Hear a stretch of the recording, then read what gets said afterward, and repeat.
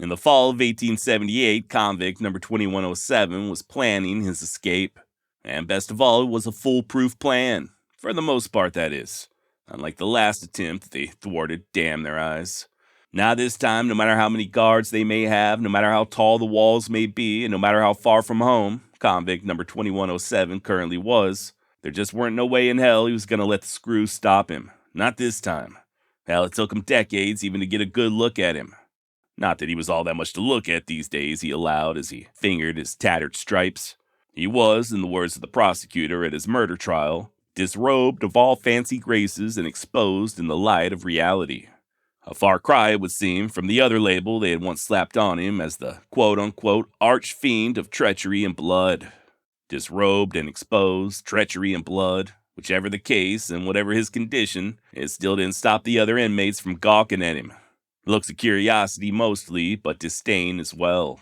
Gazes of hatred that he readily and honestly returned. They were enemies, after all, despite sharing the same cage. And besides, there just wasn't enough of his kind there in the joint to blend in. Certainly not enough to stop what was undoubtedly coming. You see, convict number 2107 had terminated far too many lives not to be sharing that prison with at least one or two of his victims' kinfolk. Somebody'd make a move for revenge soon enough. Of this he was certain. I mean, that's what he would do. Matter of fact, it was what he had done. The very thing that landed him in that wretched swamp to begin with. Vengeance. Oh well, even more of a reason to hasten his escape. Deny his enemies the pleasure. Looking north towards his homeland, the inmate could almost see past the humidity and tall pines. Could envision the open prairie where he once roamed as a young man. Back when the world and everything in it was his for the taking. He thought of his childhood, the good times and the bad. And for a moment he almost felt pity for his captors. Growing up the way they did, stifled and constrained, never fully tasting of freedom. Peering through the gates, he recalled the first time he rode into battle with his father. And of the pride he himself felt the first time that his own son accompanied him. He smiled, thinking about the time they drove Carson and those New Mexicans away from the walls with their tails stuck between their legs. And how much chaos he was able to cause by blowing on that white man's trumpet. Terrible sounding instrument, by the way. Nothing like the beautiful music made by his own people. And oh, how the girls of the villages spoke of him when he returned from his raids. Willing maidens who knew how to make a man feel like a man. Yeah, those were the good old days. No railroads or fences or filthy hide hunters. Nobody but the people, the Kiowa. And the people always had plenty to eat. Bison, elk, antelope, pronghorn, the literal fat of the land. Nothing like the gruel that passed for food in these parts. Not that it mattered much to convict number 2107, as he had recently disavowed their poor excuse for sustenance altogether. No longer willing to sully himself. Better to starve, he thought, watching a small bird light on a nearby windowsill. If only he could sprout wings like an eagle, he'd be back home in less than an hour. Problem was, convict number 2107 couldn't fly. At least not very far. Then again, I guess he really didn't have all that far to go. The guards would later recall hearing a haunting chant, a deep guttural sound that reverberated throughout the halls of the prison hospital as the old convict began singing his death song.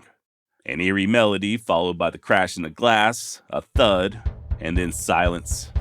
The song was finished, and convict number 2107 was free at last.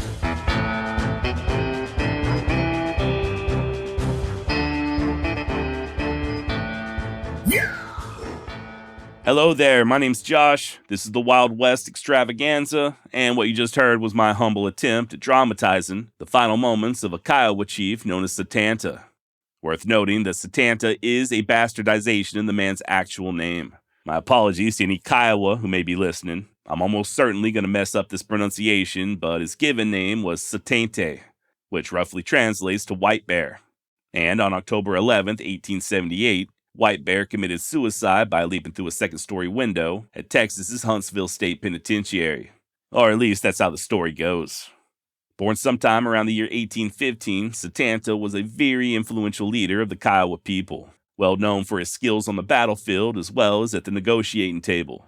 He was also fluent in 5 languages, English not being one of them. Nevertheless, even those who couldn't understand what Satanta was saying were still fascinated by the rhythmic tone of his voice. Hell, he was so good at talking that at one point he was dubbed the Great Orator. Sounds to me like he should have had a podcast. In all seriousness, even the military brass enjoyed Satanta's company, to a certain extent, especially when he wasn't trying to kill him. Military reports from the 1860s stated that his, quote, manly boldness and directness, along with a keen sense of humor, made him a favorite with army officers in spite of his known hostility to the white man's laws and civilization, end quote. Now, there's not a whole lot known of Satanta's early life. He was most likely born in either present-day Kansas or Oklahoma. His people, the Kiowa, were hunter-gatherers who roamed the southern plains as they trailed the great herds of bison. As such, Satanta would have learned how to ride a horse as soon as he could walk, if not earlier. They were also a nation of warriors. Satanta would have almost certainly gotten his first taste of combat as a teenager. And as the years progressed, he'd go on to lead his own war parties, first against his people's traditional enemies like the Pawnee or Osage, and in time against the Mexicans, Texicans, and Americans. He rode into battle painted red and oftentimes carrying a sacred sun shield, one that he earned after enduring a sun dance. By the time the first battle of Adobe Walls went down, Satanta was a sub-chief. And if you listened to my recent series on Kit Carson, you might recall that there was a bugler there at the walls causing mass confusion among the soldiers. That bugler allegedly was Satanta. Carson's men would sound charge, and Satanta would sound retreat, and vice versa.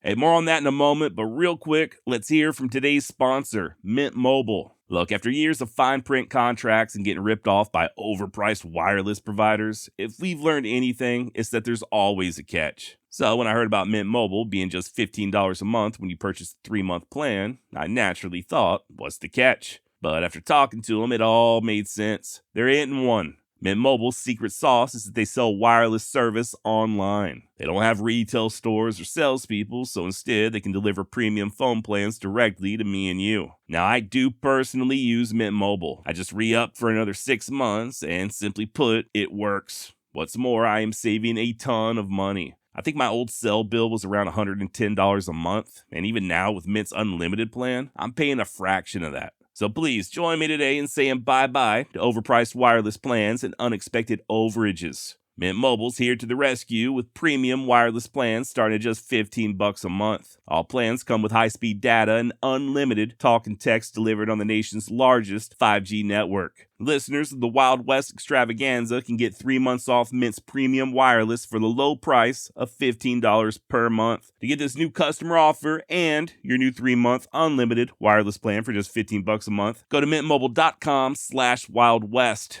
That's mintmobile.com/Wild West. Cut your wireless bill to $15 a month at mintmobile.com/Wild West. $45 upfront payment required, equivalent to $15 per month. New customers on the first 3-month plan only. Speed slow above 40 gigabytes on unlimited plan. Additional taxes, fees, and restrictions apply. See Mint Mobile for details. Now, let's get back to the story. Now, Satanta would end up surrendering to Colonel George Armstrong Custer in the early part of 1869. He and another chief lone wolf were held essentially as hostages for several months until the Kiowa agreed to move to a reservation. This peace, tentative though it was, would be shattered in the spring of 71 when Satanta once again took to the warpath, leading various raids down in Texas and culminating with the attack on the Warren wagon train. And once he arrived back at Fort Sill, he was promptly taken into custody and placed on trial. A soldier there at the fort would later remember him as being, quote, over 6 feet tall and mounted on a small pony. He was stark naked before a breech clout and beaded moccasins. His coarse black hair, powdered with dust, hung tangled about his neck, except a single scalp lock with an eagle feather to adorn it. The muscles stood out on his giant frame like knots, and his form was proud and erect in the saddle, while his motionless face and body gave him the appearance of a bronze statue. Nothing but his intensely black, glittering eyes betokened any life in his carved figure. Every feature on his face spoke disdain for the curious crowd that gathered about him. His feet were lashed with the rawhide lariat under the pony's belly, and his hands were tied. Disarmed and helpless, he was a picture of fallen, savage greatness. End quote. Now, Satanta was the first American Indian who was tried in the civilian court as a criminal rather than a combatant. He'd be found guilty and sentenced to death, but luckily for him, this decision was commuted to life in prison. Even that didn't hold up, so eventually he was just released and sent back to the Kiowa. I guess the idea was that his freedom would appease the warriors and give him less of a reason to keep on raiding. But you know how that goes. Old habits die hard, and it wasn't long before Satanta was back on the warpath. Believe it or not, he was on parole when he took part in the Second Battle of Adobe Walls in late June of 1874, as well as the attack on Lyman's wagon train a couple months later. Although to hear him tell it, he wasn't doing any of the fighting and was just there to coach the youngsters, sort of an advisory role. Nevertheless, Satanta was caught, and he was thrown back in prison, this time for good. And less than 4 years later is when he stepped out that window. Now, what you just heard was a very quick and admittedly simplified overview of Satanta's life.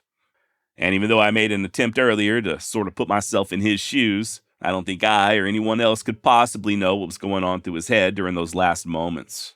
And full disclosure, not everyone buys into the idea of Satanta taking himself out. There are many who don't think it would have been in his nature to do such a thing. And that very well may be the case.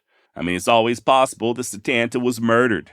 Maybe there was another prisoner or even a guard there in Huntsville whose family was affected by his many raids. And when nobody was looking, they gave him a shove.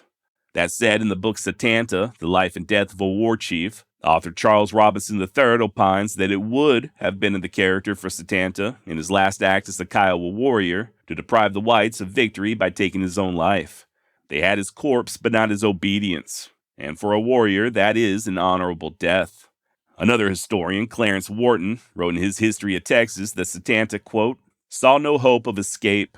For a while, he worked on a chain gang which helped build a railroad. He became sullen and broken in spirit, and would be seen for hours gazing through the prison bars towards the north, the hunting grounds of his people. End quote. Hell, even the warden felt bad for him, but I guess it just wasn't in his power to release him. There are stories of Satanta refusing to eat there at the end, and he supposedly even cut his own wrists, which, as it turns out, is how he ended up on the second floor in the prison hospital. So I don't know, man. Whichever way it shook out, I do think the ingredients were there. A hopelessness that'll cause a man to try to escape any way he knows how. I'm reminded of his old comrade in arms, another chief by the name of Satanta. He too was due to stand trial down in Texas, but I reckon he didn't feel like subjecting himself to such a humiliation. The then 70-year-old chief ended up gnawing his wrist to the bone in order to slip out of his chains, at which point he started singing his death song before attacking the guards. Managed to stab one with a knife and pull a rifle out the hands of another before they cut him down. And one has to wonder if Satanta wished he had done the same by the time he arrived at that East Texas dungeon. Now, after his death, Satanta was buried there in Huntsville, and it's there where his body remained all the way up until 1963. That's when his grandson, noted artist James Ochoa, had him reinterred to Fort Sill, Oklahoma. Interestingly enough, 2 of Satanta's sons ended up joining the Army and serving in the 7th Cavalry. Yeah, that 7th Cav, the very same that was once led by none other than the aforementioned George Armstrong Custer. Of course, their service was long after Custer's demise at Little Bighorn. Anyway, legend has it that upon their discharge, one of the sons gifted his commanding officer Satanta's old shield. Maybe. I read another version that states that the son willed it to his commander at the time of his death. Either way, it ended up in a museum in California, and it wasn't until the year 2000 that it was finally returned to the Kiowa. That shield, by the way, was made in 1795 and carried into battle over 100 times. I don't know about you, but I find it very cool that such a thing still exists. And yeah, I guess that's about all I've got on Chief Satanta. Some of you may remember this story. I think I first recorded it back in December of 2021. It's one of those early episodes that never really got much traction, so I figured I'd go ahead and give it a glow up. Now, this is probably the last new episode that I'm going to release until 2025. Next week's Christmas, and then after that, it's New Year's. But don't worry, I'm not going to leave you hanging. I do plan on re-uploading some older episodes. But with that in mind, I will go ahead and take this time to wish you and yours a very Merry Christmas, or a Happy Hanukkah, or Happy Kwanzaa, or Happy Spaghetti Monster in the Sky, or whatever you celebrate. I know sometimes people can get lonely around the holidays, so if you're thinking of pulling a Satanta and murking yourself, I would strongly urge you to wait, okay? I know things can seem hopeless sometimes, but as a wise man once said, the sun always rises in the morning. And I am confident it will soon rise for you as well. Things do get better. Things do change. Nothing lasts forever. So please, before you do something crazy, pick up the phone, give someone a call, email me if you need to, and just be kind to yourself. Also, take it easy on the eggnog. All right, till next time, till next year, adios.